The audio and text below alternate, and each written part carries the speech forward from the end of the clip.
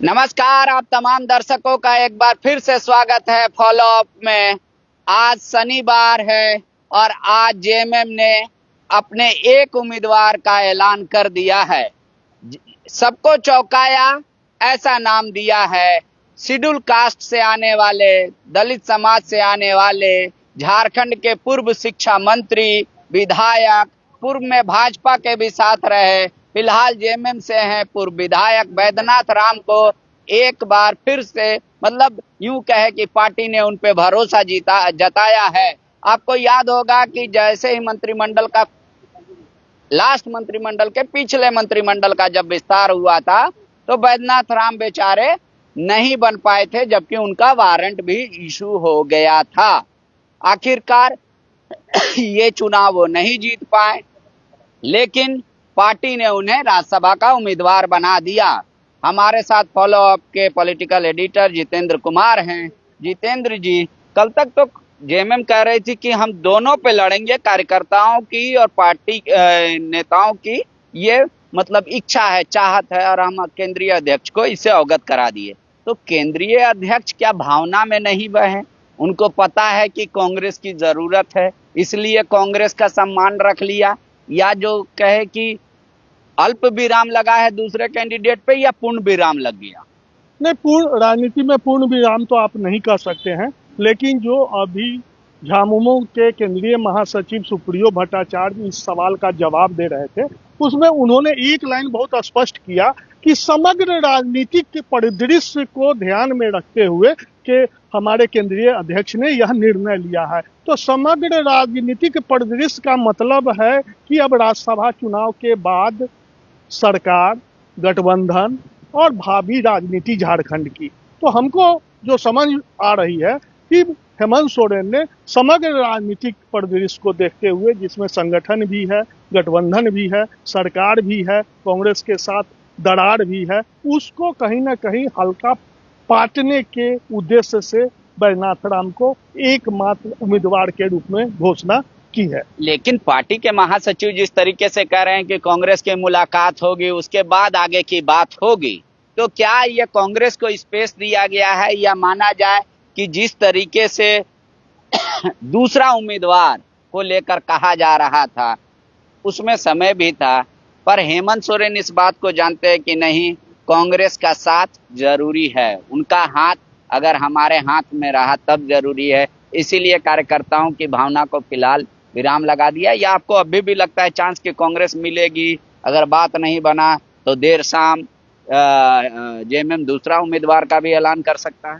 देखिए, हम पहले ही कहे कि जो अभी पूर्ण विराम मान के आप नहीं चल सकते हैं, पल पल राजनीतिक परिदृश्य बदलेगा और कांग्रेस के राजू और अन्य बड़े नेताओं का मुख्यमंत्री के साथ जो बातचीत होगी, उसमें फिर क्या प्रतिफल निकल के सामने आता है, उसमें किन किन मुद्दों पर बातें सुलझती है या और जाके उलझ जाती है, और अगर और उलझेगी तो जेएमएम स्वतंत्र है, और जेएमएम यह कह भी नहीं रहा है जो हम दूसरा उम्मीदवार अभी नहीं देंगे, अभी हमने एक उम्मीदवार दिया है। तो कुल मिला के आप ये देख सकते हैं कि अभी नहले पर दहला चलने का जो राजनीति में खेल होता है वो चल रहा है। लेकिन एक चीज बहुत स्पष्ट दिखाई दे रहा है कि हेमंत सोरेन ने राजनीति के जो गुण पिछले 10 वर्षों में सीखे हैं, उसका पत्ता बहुत सलीके से एक एक करके वो खोल रहे हैं। जैसे कांग्रेस ने तो उम्मीदवार दे दिया, प्रणब झा, बीजेपी के तरफ से जो नाम आ रहा है वो भी ब्राह्मण से आ रहा है।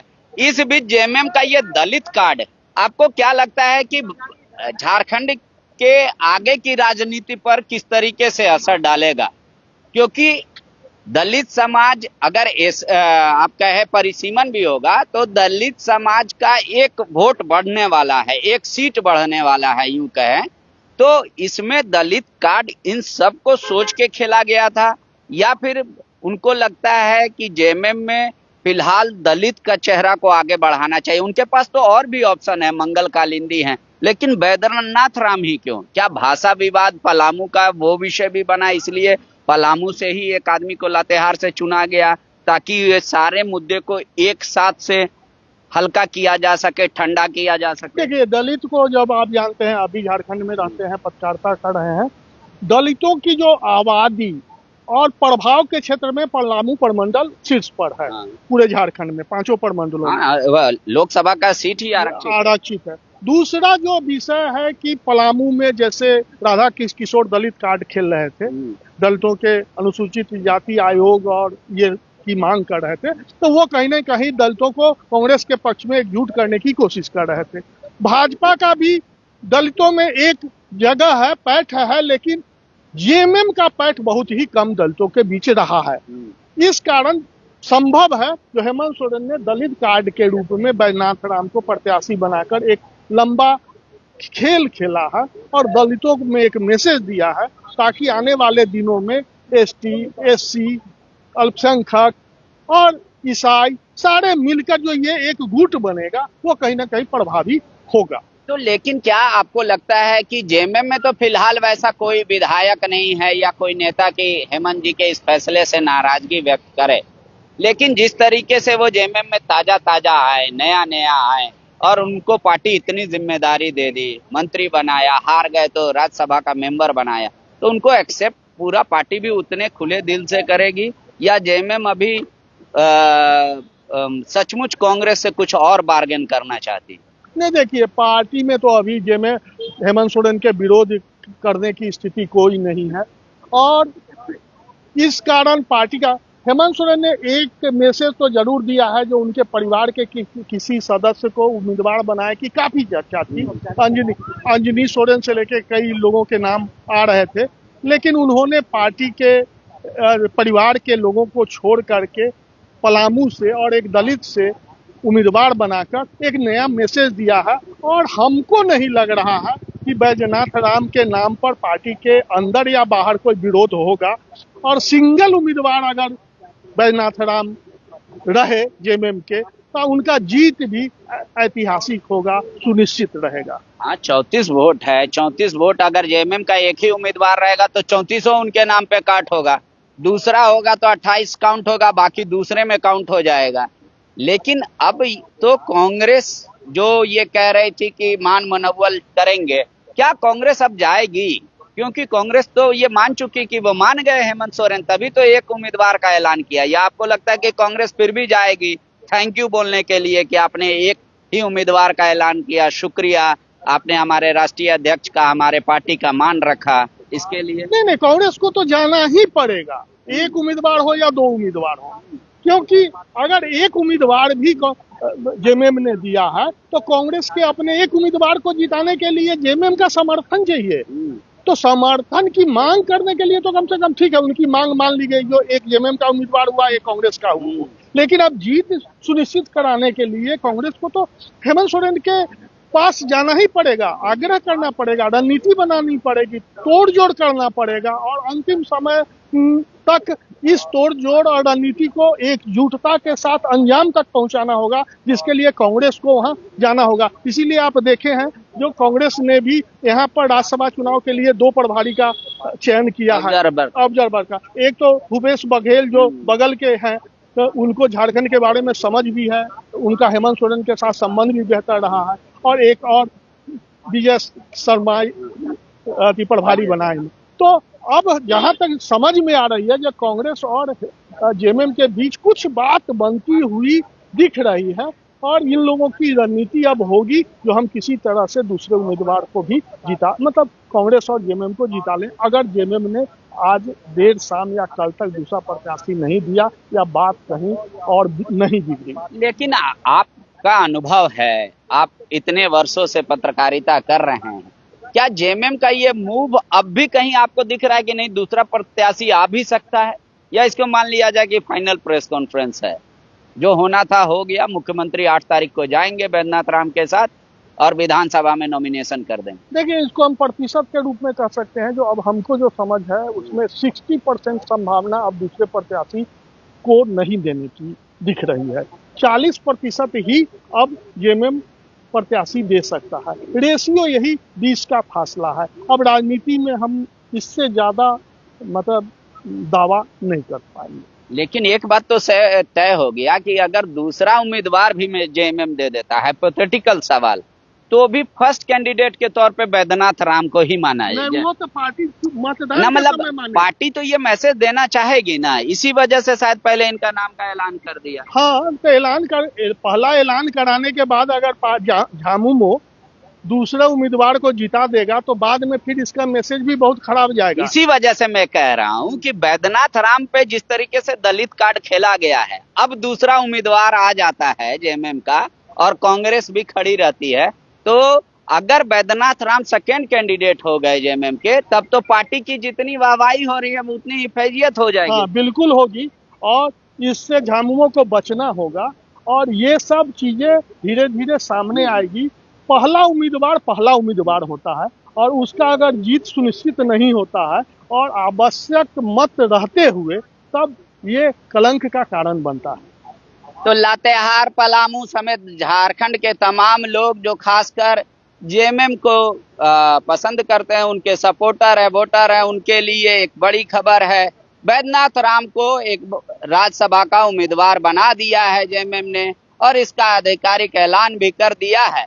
लेकिन दूसरे उम्मीदवार पर अभी गोल मटोल जवाब दिया जा रहा है। राजनीतिक अनुभव जो ये बताता है कि बैद्यनाथ राम के अलावा शायद अभी जेएमएम दूसरा उम्मीदवार दे, और अगर दूसरा देती भी है तो भी बैद्यनाथ राम को ही पहला उम्मीदवार रखेगी जेएमएम, क्योंकि वो दलित समुदाय से आते हैं। क्या झारखंड की भविष्य की राजनीति को एसटी, एससी, बैकवर्ड और उसके अलावा जो तमाम जो आरोप लगते हैं उसी की ओर लेकर हेमंत सोरेन जाने की कोशिश कर रहे हैं? क्या एक उभरता हुआ नाम जेएमएम में दलित समाज को बैद्यनाथ राम के तौर पे प्रस्तुत किया जा रहा है, या यूं कहें कि बैद्यनाथ राम को एक मौका दिया जा रहा है कि आगामी लोकसभा के चुनाव की तैयारी आप कर लीजिए पलामू प्रमंडल से, पलामू से, लोकसभा सीट से, इसलिए आपको ताकतवर बनाया जा रहा है। ऐसे कई सवाल हैं जिसका जवाब भविष्य के गोद में छिपा है।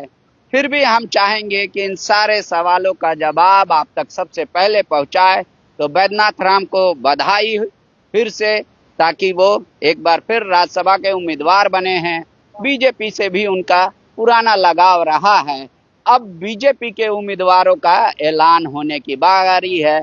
आखिरी सवाल है, कहा जा रहा है कि बीजेपी ये मानकर चल रही है कि अगर दूसरा मतलब बीजेपी का उम्मीदवार का ऐलान हो गया तो शायद कुछ नाराजगी व्यक्त हो, इसीलिए राष्ट्रीय अध्यक्ष जब तक रांची में है तब तक ऐलान ना हो। राष्ट्रीय अध्यक्ष का डिपार्चर हो जाएगा रांची से, वो बाहर चले जाएंगे झारखंड से, तभी ऐलान होगा। क्या आपको इस बात में मतलब कुछ तथ्य दम लगता है? नहीं, ऐसा हमको नहीं लगता है। देखिए, आज की शाम और कल राष्ट्रीय अध्यक्ष कल जाएंगे, कल संडे है, तो निश्चित रूप से उनके रहने न रहने का नाम की घोषणा से अब कोई मायने मतलब नहीं दिखता है।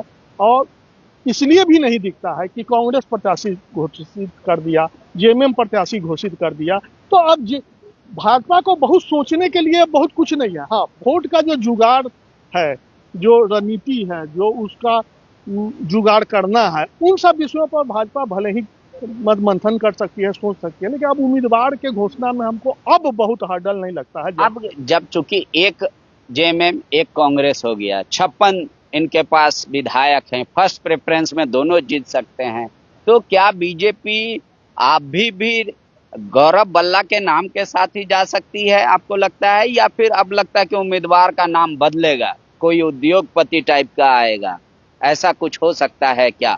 या फिर बीजेपी उम्मीदवार का ऐलान ना करके कोई निर्दलीय को समर्थन करने का ऐलान कर दे सकती है? देखिए, एक ही चीज अब गौरव बल्लभ के नाम पर दिख रहा है।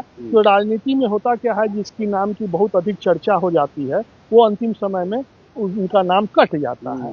तो गौरव बल्लभ का कल से बहुत अधिक चर्चा हो चुकी है, और अगर गौरव बल्लभ के नाम पर अब पार्टी एकदम मतलब दृढ़ रहती तो शायद उनके नाम की घोषणा कर चुकी रहती।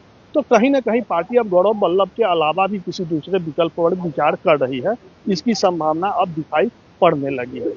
शुक्रिया जितेंद्र जी। तो आप तमाम दर्शकों का भी शुक्रिया जो इतने लंबे समय से जुड़े हुए हैं।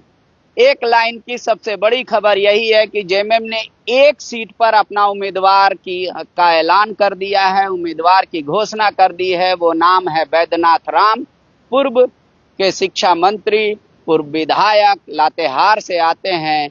ये सब कुछ समीकरण को देखकर ऐलान किया गया है, लेकिन फिलहाल जेएमएम ये भी नहीं कह रही है कि हम एक ही उम्मीदवार के साथ जाएंगे इस चुनाव में। क्या ये जो नाम ऐलान हुआ है यही आखिरी होगा या दूसरा भी नाम आ सकता है, उसका भी जवाब आपको मैक्सिमम कल तक मिल जाएगा। तब तक आप बने रहिए, ज्यादा से ज्यादा शेयर, लाइक और सब्सक्राइब कीजिए। शुक्रिया।